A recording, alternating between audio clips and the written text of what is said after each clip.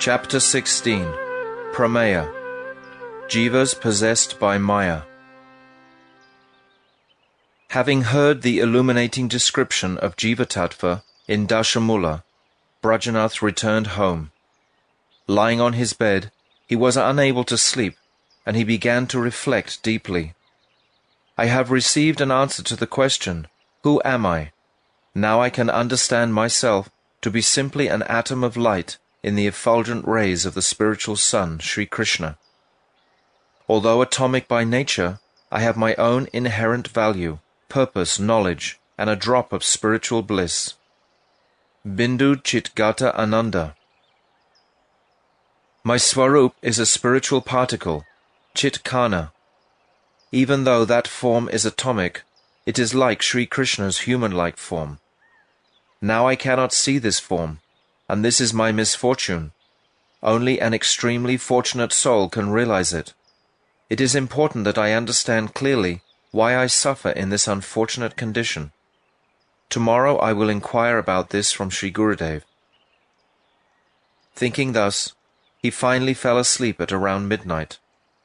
Before dawn, he dreamt he had left his family and accepted Vaishnava dress. When he awoke, he joyfully thought, "It appears that Krishna will soon pull me out of this samsara." The next morning, while he was sitting on the porch, some students approached him. Offering their respects, they said, "For a long time you have taught us very nicely, and under your guidance we have learnt many profound subject matters pertaining to Nyaya. We hope that you will now instruct us on Nyaya Kusumanjali." With great humility, Brajanath replied, "My dear brothers, I am unable to teach you any more, for I cannot fix my mind on teaching at all. I have decided to take another path. Under these circumstances, I suggest that you study under the guidance of some other teacher." When they heard this, the students became unhappy, but since there was nothing they could do, gradually, one by one, they began to leave. About that time, Sri Chatubhuj Mishra Ghatak came to the house to present a proposal to Brajanath's paternal grandmother for his marriage. He said, "I am sure you know Vijayanath Bhattacharya. His family is good and quite well off. Thus it will be a suitable match for you. Most importantly, this girl is as qualified as she is beautiful. On his side, Bhattacharya will make no conditions regarding the marriage of his daughter to Brajanath. He is ready to marry her in whichever way you desire." Hearing this proposal, Brajanath's grandmother became exhilarated, but Brajanath felt dissatisfied within his heart. Alas, he thought, my grandmother is arranging my marriage, while I am planning to leave my family and the world. How can I feel happy to discuss marriage at this time? Later, there was an intense struggle of arguments and counter-arguments in their home regarding marriage. Brajanath's mother, grandmother, and the other elderly ladies were on one side, while on the other, completely alone, was Brajanath. The ladies insisted in various ways that Brajanath should get married, but he did not agree. The discussion continued the entire day. Around evening time, it began to rain heavily, and kept pouring throughout the night, so that Brajanath could not go to Mayapur. The next day, because of the heated arguments about marriage, he could not even eat his meals properly. In the evening he went to Babaji's cottage. He paid obeisances and sat down close to Babaji, who said, "Yesterday night it was raining quite heavily. That's probably why you couldn't come. Seeing you today gives me much happiness." Brajanath said, "Prabhu, I am facing a problem which I will tell you about later. First, please explain to me, if the jiva is a pure spiritual entity, how did he become entangled in this miserable world?" Babaji smiled and said, "Svarupate hinan nija, sukha paran Krishna vimukan, harer maya dandyan guna, nigata jalai kalayati, tata stule lingai dvivi, davaranai klesha nikare, maha kamal laner nayati, patitan svarga nirayau." Dashamula Shloka 6. By his original nature, the Jiva is an eternal servant of Krishna. His Swarup-dharma is service to Sri Krishna. Bhagavan's bewildering energy, Maya, punishes those Jivas who are bereft of that Swarup-dharma. These Jivas are diverted from Krishna and are concerned with their own happiness. She binds them in the ropes of the three modes of material nature, Sattva, Raja, and Tama, covers their Swarup with gross and subtle bodies, throws them into the miserable bondage of karma, thus repeatedly causing them to experience happiness and distress in heaven and hell. Innumerable Jivas appear from Sri Baladev Prabhu to serve Vrindavan Bihari Sri Krishna as his eternal associates in Golok Vrindavan, and others appear from Sri Sankarshan to serve the Lord of Vaikuntha, Sri Narayan, in the spiritual sky. Eternally relishing rasa, engaging in the service of their worshipable Lord, they always remain fixed in their constitutional position. They always strive to please Bhagavan and are always attentive to him. Having attained the strength of Chit Shakti, they are always strong. They have no connection with the material energy. In fact, they do not know if there is a bewildering energy called Maya or not. Since they reside in the spiritual world, Maya is very far away from them and does not affect them at all. Always absorbed in the bliss of serving their worshipable Lord, they are eternally liberated and are free from material happiness and distress. Their life is love alone, and they are not even conscious of misery, death, or fear. There are also innumerable atomic conscious jivas who emanate as rays in Karanadokshayi Mahavishnu's glance upon his Maya Shakti. Since these jivas are situated next to Maya, they perceive her wonderful workings. Although they have all the qualities of the jivas that I have already described, because of their minute and marginal nature, they sometimes look to the spiritual world and sometimes to the material world. In this marginal condition, the jiva is very weak, because at that time he has not attained spiritual strength from the mercy of the object of his worship, Seva Vastu. Among these unlimited jivas, those who want to enjoy Maya become engrossed in mundane sense gratification and enter the state of Nitya Bada. On the other hand, the jivas who perform Chid Anushilanam of Bhagavan receive spiritual Shakti, Chid Bala, by his mercy, and enter the spiritual world. Baba, it is our great misfortune that we have forgotten our service to Sri Krishna and have become bound in the shackles of Maya. Only because we have forgotten our constitutional position are we in this deplorable condition. Brajanath. Prabhu, I understand that this marginal position is situated in Tatastha Svabhav, or junction of the spiritual and material worlds. Why is it that some jivas go from there to the material world, while others go to the spiritual world? Babaji. Krishna's qualities are also present in the jivas, but only in a minute quantity. Krishna is supremely independent, so the desire to be independent is eternally present in the jivas as well. When the jiva uses his independence correctly, he remains disposed towards Krishna, but when he misuses it, he becomes vimukh, indifferent to him. It is just this indifference that gives rise to the desire in the jiva's heart to enjoy Maya. Because of the desire to enjoy Maya, he develops the false ego that he can enjoy material sense gratification, and then the 5 types of ignorance: Tama, not knowing anything about the spirit soul; Moha, the illusion of the bodily concept of life; Mahamoha, madness for material enjoyment; Tamasira, forgetfulness of one's constitutional position due to anger or envy; and Andartamishra, considering death to be the ultimate end, cover his pure atomic nature. Our liberation or subjugation simply depends on whether we use our minute independence properly or misuse it. Brajanath, Krishna is Karunamaya, full of mercy, so why did he make the jiva so weak that he became entangled in Maya?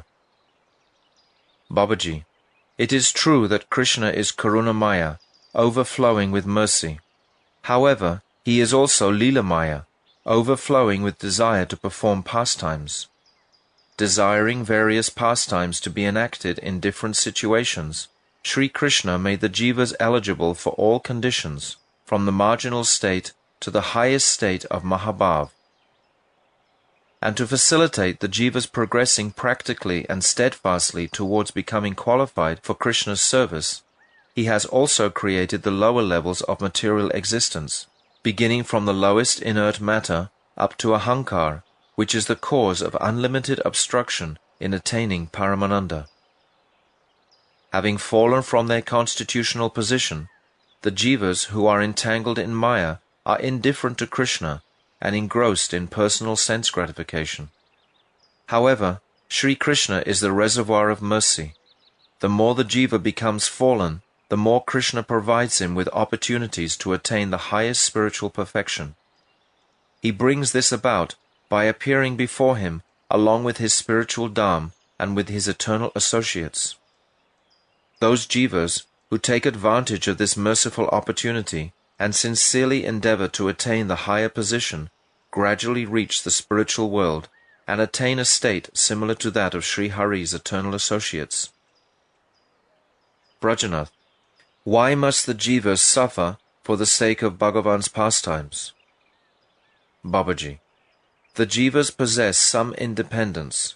This is actually a sign of Bhagavan's special mercy upon them. Inert objects are very insignificant and worthless because they have no such independent desire. The jiva has attained sovereignty over the inert world only because of his independent desire.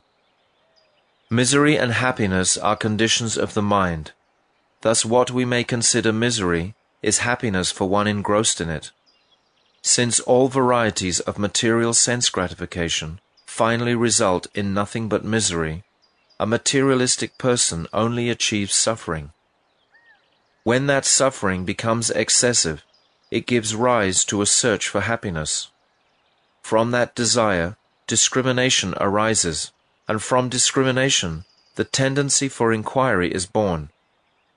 As a result of this, one attains satsanga, the association of saintly people, whereupon Shraddha develops. When Shraddha is born, the jiva ascends to a higher stage, namely the path of bhakti. Gold is purified by heating and hammering. Being indifferent to Krishna, the jiva has become impure through engaging in mundane sense gratification. Therefore he must be purified by being beaten with the hammers of misery on the anvil of this material world. By this process, the misery of the jivas averse to Krishna finally culminates in happiness. Suffering is therefore just a sign of Bhagavan's mercy. That is why far-sighted people see the suffering of jivas in Krishna's pastimes as auspicious, though the near-sighted can only see it as an inauspicious source of misery. Brajanath, the jiva's suffering in his conditioned state is ultimately auspicious, but in the present state it is very painful. Since Krishna is omnipotent, couldn't he think of a less troublesome path? Babaji, Krishna's Leela is extremely wonderful and of many varieties. This is also one of them.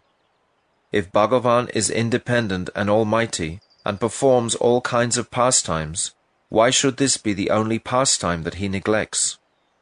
No pastime can be rejected if there is to be full variety. Besides, the participants of other types of pastimes also must accept some sort of suffering. Sri Krishna is the enjoyer, Purush, and the active agent, Karta. All ingredients and paraphernalia are controlled by his desire and subject to his activities. It is natural to experience some suffering when one is controlled by the desire of the agent. However, if that suffering brings pleasure in the end, it is not true suffering. How can you call it suffering? The so-called suffering that one undergoes in order to nourish and support Krishna's pastimes is actually a source of delight. The jiva's independent desire has caused him to abandon the pleasure of serving Krishna and instead accepts suffering in Maya. This is the jiva's fault, not Krishna's. Brajanath. What harm would there have been if the jiva had not been given independent desire? Krishna is omniscient, and he gave this independence to the jivas, even though he knew they would suffer on account of it. So isn't he responsible for the jiva's suffering? Babaji. Independence is a precious jewel, in the absence of which inert objects are insignificant and worthless. If the jiva had not received independence, he would also have become as insignificant and worthless as the material objects.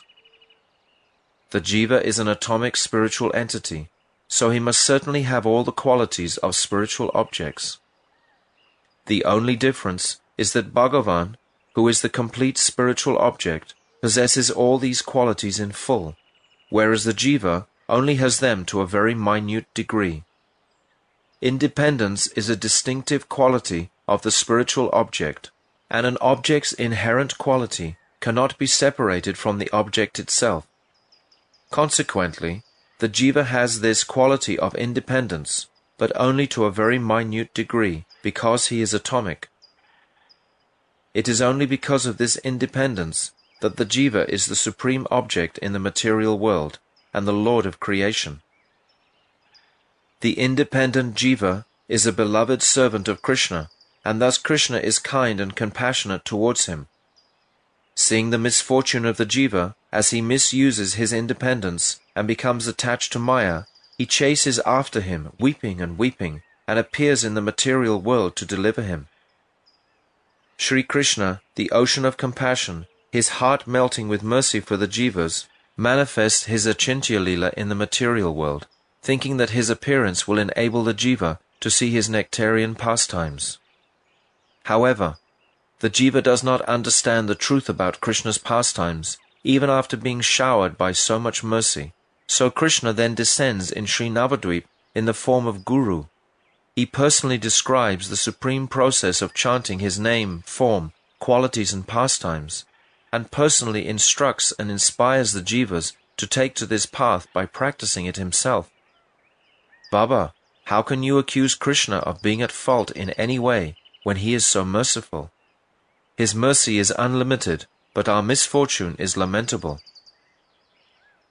Brajanath. Is Maya Shakti the cause of our misfortune then? Would the jivas have had to suffer like this if the omnipotent and omniscient Sri Krishna had kept Maya away from them? Babaji. Maya is a reflected transformation of Krishna's internal potency, Swarup Shakti, and it is like a fiery furnace where the jivas who are not qualified for Krishna's seva are chastised and made fit for the spiritual world. Maya is Krishna's maidservant. In order to purify the jivas who have turned against Krishna, she punishes them, gives appropriate therapy, and purifies them. The infinitesimal jiva has forgotten that he is an eternal servant of Krishna, and for this offense, Maya, taking the form of a witch, punishes him. This material world is like a jail, and Maya is the jailer who imprisons the estranged jivas and punishes them. A king constructs a prison for the benefit of his subjects, and in the same way, Bhagavan has shown his immense mercy towards the jivas by making this prison-like material world and appointing Maya as its custodian. Brajanath. If this material world is a prison, it also requires some suitable shackles. What are they? Babaji. Maya incarcerates the offensive jivas with 3 types of shackles: those made of goodness, sattva-gun, those made of passion, rajagun, and those made of ignorance, tamagun. These fetters bind the jiva, whether his inclination is tamasic, rajasic, or even sattvic. Shackles may be made of different metals, such as gold, silver, or iron, but that makes no difference to the pain of being bound by them. Brajanath. How can the shackles of Maya bind the atomic conscious jivas? Babaji. Objects of this material world cannot touch spiritual objects. However, as soon as the jiva develops the conception that he is an enjoyer of Maya, his atomic spiritual form is covered by the subtle body made of false ego. That is how the shackles of Maya bind his legs. The jivas having a sattvic ego reside in the higher planets and are called devatas. Their legs are bound by sattvic shackles made of gold. The rajasic jivas have a mixture of the propensities of the devatas and of the human beings, and they are confined in rajasic shackles made of silver. And the tamasic jivas, who are mad to taste jadananda, bliss derived from dull matter, are bound in tamasic iron shackles. Once the jivas are bound in these shackles, they cannot leave the prison. Even though they suffer various types of miseries, they remain in captivity. Brajanath, what sort of karma activities do the jivas perform while confined in Maya's prison? Babaji, initially the jiva performs karma to provide himself with his desired sense pleasure in accordance with his material propensities. Then he performs karma activities to try to dispel the miseries that result from being bound by the shackles of Maya. Brajanath, please explain the first type of karma in detail. Babaji, the covering of the gross material body has 6 stages, namely, birth, existence, growth, creating byproducts, decline, and death. These 6 transformations are the inherent attributes of the gross body, and hunger and thirst are its deficiencies. The pious jiva, who is situated in the material body, is controlled by eating, sleeping, and sensual activities, as his material sense desires dictate. In order to enjoy material comforts, he engages in a variety of activities, karma, that are born of his material desires. During the course of his lifetime, he performs 10 types of purificatory ceremonies, punya sanskars, and 18 other sacrificial rites prescribed in the Vedas.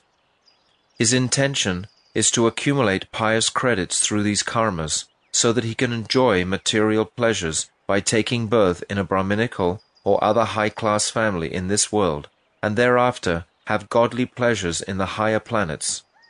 Thus he undertakes the path of karma. In contrast, impious conditioned jivas take shelter of adharma and enjoy sense gratification sacrilegiously by performing various types of sinful activities. Jivas in the first category attain the higher planets and enjoy celestial pleasures as a result of their pious activities. When this period of enjoyment ends, as it must, they take birth in this material world again as human beings, or in other life forms. Jivas in the second category go to hell because of their sinful activities, and after suffering a variety of miseries there, take birth on earth again. Thus the jiva, bound in Maya and entangled in the cycle of karma, wanders hither and thither, seeking to enjoy sense gratification. Intermittently, he also enjoys some temporary pleasures as a result of pious activities, punya karma, and suffers miseries because of his pap, sins. Brajanath, please describe the second type of karma as well. Babaji, the jiva situated in the gross body undergoes immense suffering due to the deficiencies of the gross body, and he performs various types of karma in an attempt to minimize these miseries. He collects various foods and drinks to assuage his hunger and thirst. He toils arduously to earn money so that he can buy food easily. He collects warm clothes to protect himself from the cold, marries to satisfy his desire for sensual pleasures, and works hard to maintain his family and children and fulfill their needs. He takes medicines to cure diseases of the gross body, fights with others, and goes to courts of law to protect his material assets. He indulges in various sinful activities, such as fighting, enviousness, stealing, and other misdemeanors, because he is controlled by the 6 foes, namely Kam, lust, Krodha, anger, Mada, intoxication, Moha, illusion, Matsarya, envy, and Bhaya, fear. All these activities are to alleviate his sufferings. Thus the entire life of the bewildered jiva is wasted in trying to fulfill his desires and avoid suffering. Brajanath, wouldn't Maya's purpose have been served if she had only covered the jiva with the subtle body? Babaji, the gross body is also necessary because the subtle body cannot perform work. Desires develop in the subtle body because of the activities that the jiva performs in his gross body, and the jiva receives another gross body that is suitable to fulfill those desires. Brajanath, what is the connection between karma and its fruits?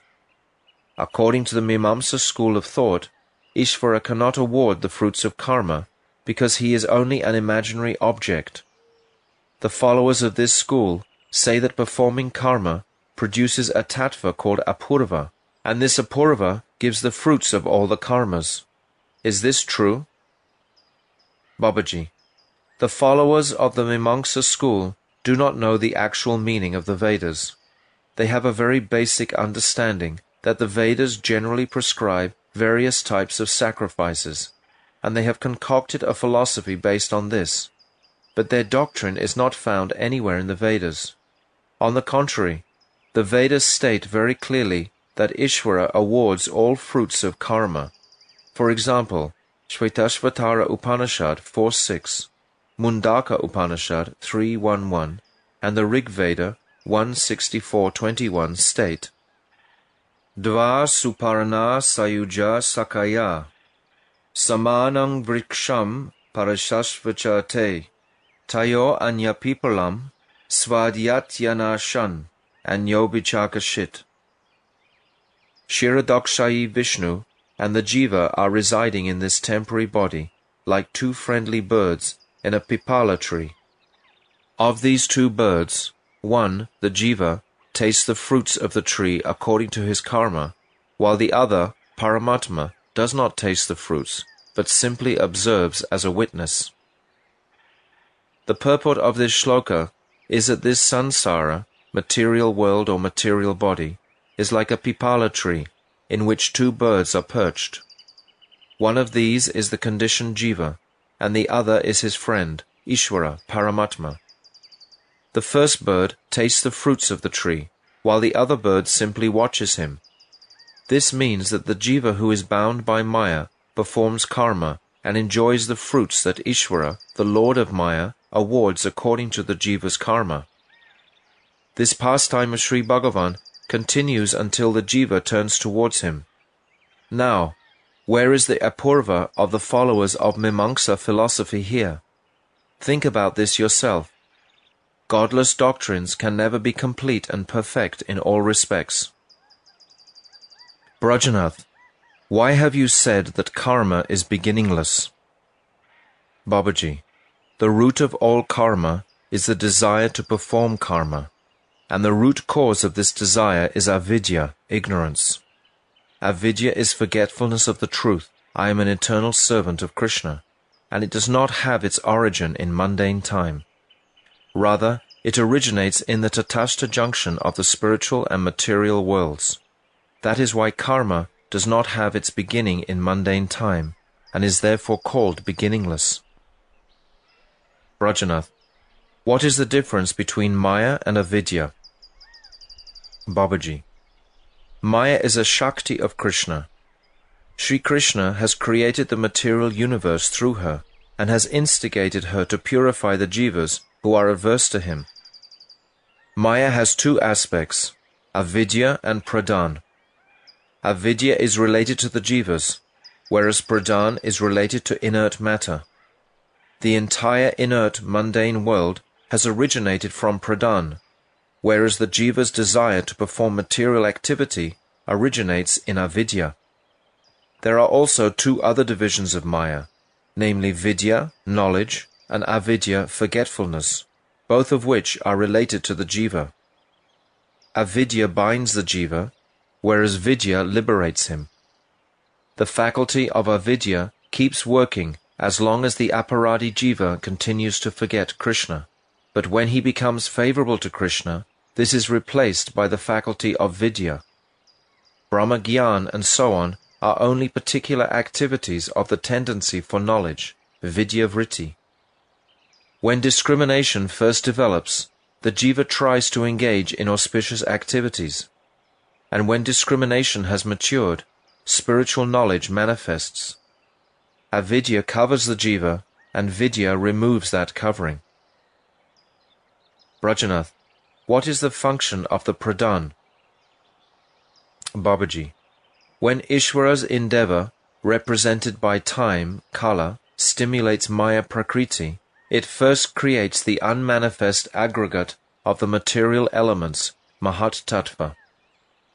Matter, dravya, is created by the stimulation of the faculty of Maya called pradhan.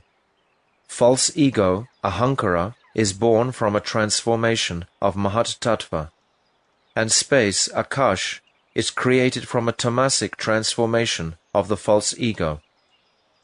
Air is created from a transformation of space, and fire is created from a transformation of air.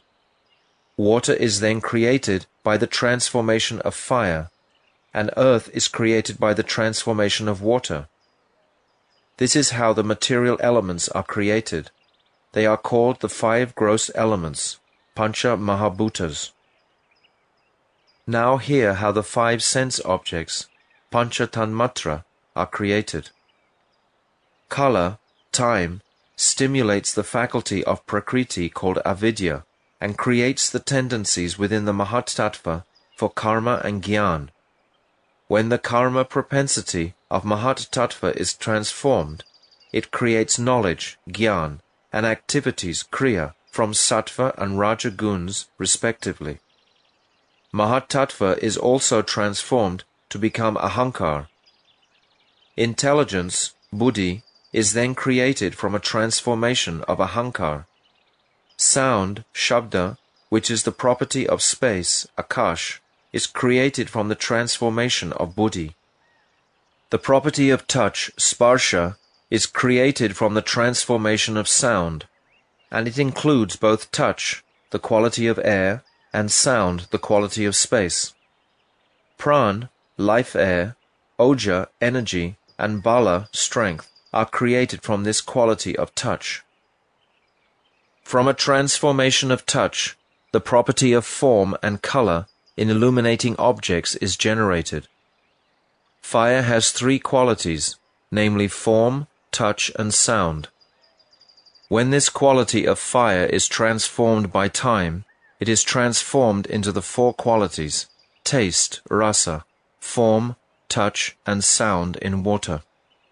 When they are further transformed, the result is the five qualities in earth, which are smell, taste, form, touch, and sound.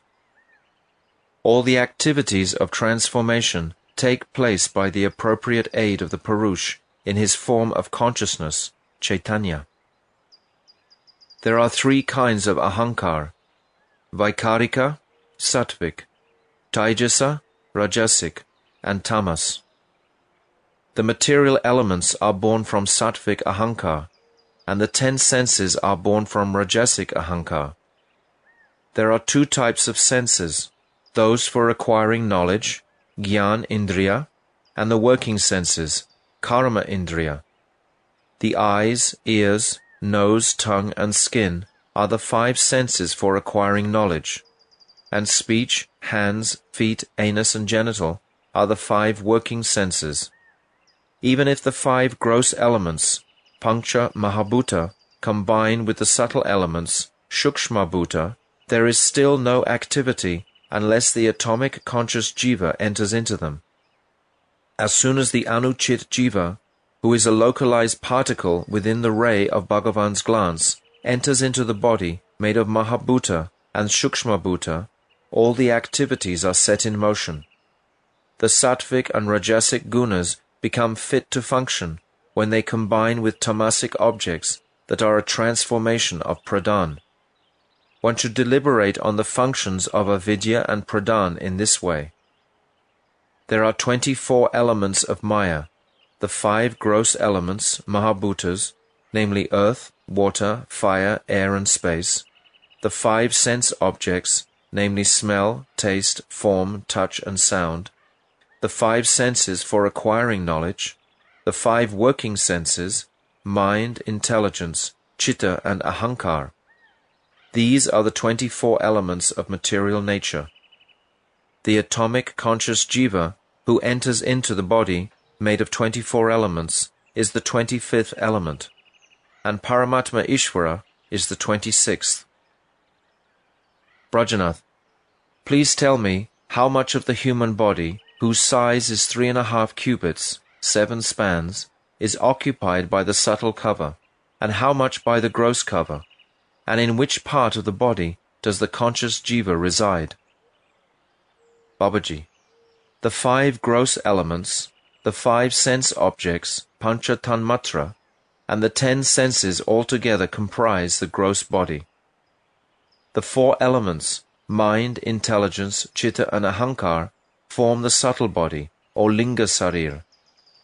The conscious jiva is the one who falsely relates to the body and objects related to the body as I and mine, and due to that misidentification has forgotten his true nature. He is extremely subtle and beyond mundane space, time and qualities. In spite of being very subtle, he pervades the entire body. Just as the pleasurable effect of a minute drop of Harichandan spreads all over the body when it is applied to one part, so the atomic jiva too is the knower, Ketragyan, of the whole body and the experiencer of its pains and pleasures.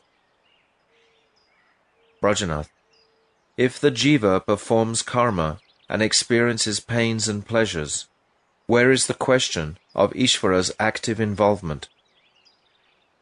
Babaji, Jiva is the instrumental cause, and when he performs karma, Ishvara acts as the efficient cause and arranges for the fruits of the karma that the jiva is eligible to enjoy. Ishvara also arranges for the future karma for which the jiva has become eligible. In short, Ishvara awards fruits, while the jiva enjoys them. Brajanath, how many types of Bada jiva are there? Babaji, there are 5 kinds, namely those whose consciousness is completely covered, achedita chetana. Those whose consciousness is shrunken or contracted, sunkuchita chetana. Those whose consciousness is budding slightly, mukulita chetana. Those with developed consciousness, vikasita chetana, and those with fully developed consciousness, purna vikashita chetana. Brajanath, which jivas have completely covered consciousness? Babaji, those jivas with the bodies of trees, creepers, grass, stone and so on, who have forgotten Krishna and are so engrossed in the material qualities of Maya that they have no trace of their sentient nature. There is only a slight indication of their sentience through the 6 transformations. This is the lowest stage of the jiva's fall, and this fact is corroborated by the epic stories of Ahalya, Yamal Arjun, and Saptatala. One only reaches this stage because of some grave offense, and one can only be delivered from it by Krishna's mercy. Brajanath, which jivas have contracted consciousness? Babaji, beasts, birds, snakes, fish, aquatics, mosquitoes, and various similar creatures have shrunken or contracted consciousness. The consciousness of these jivas is apparent to some degree, unlike that of jivas in the previous group, whose consciousness is completely covered. For example, these jivas perform activities such as eating, sleeping, free movement, and quarreling with others for things that they consider their property. They also show fear, and they become angry when they see injustice. However, they have no knowledge of the spiritual world. Even monkeys have some scientific understanding in their mischievous minds, for they have some idea of what will or will not happen in the future, and they also have the quality of being grateful. Some animals have good knowledge about various objects too, but despite all these attributes, they do not have a propensity for inquiring about Bhagavan, so their consciousness is contracted. It is said in Shastra that Maharaj Bharat still had knowledge of the names of Bhagavan even while he was in the body of a deer, but this is unusual. It only happens in special cases. Bharat and King Nriga had to take birth as animals because of their offences, and they were delivered when their offence was nullified by Bhagavan's mercy. Brajanath. Which jivas have slightly budding consciousness? Mukalita Chaitana. Babaji. Conditioned jivas with human bodies fall into three categories: those with slightly budding consciousness, Mukalita Chaitana, those with developed consciousness, Vikasita Chaitana, and those with fully developed consciousness, Purna Vikashita Chaitana. Generally, the human race can be divided into 5 groups: immoral atheists, moral theists, who have both morals and faith in Ishvara, those who are engaged in sadhana bhakti, and those who are engaged in bhav bhakti. Those who are knowingly or unknowingly atheists are either immoral or moral atheists. When a moral person develops a little faith in Ishvara, he is called a moral theist. Those who develop interest in sadhana bhakti, according to the tenets of Shastra, are called sadhana bhaktas, and those who have developed some unalloyed love for Ishvara are called bhav bhaktas. Both immoral and moral atheists have slightly budding consciousness. Moral theists and sadhana bhaktas have developed consciousness, and the bhav bhaktas have fully developed consciousness. Brajanath. How long do the bhav bhaktas stay bound in Maya? Babaji. I will answer that question when I explain the 7th sloka of Dashamula. Now it's quite late, so kindly return to your home. Brajanath returned home, contemplating all the tattvas he had heard. Thus ends the 16th chapter of Jaiva-dharma, entitled Prameya, Jivas Possessed by Maya.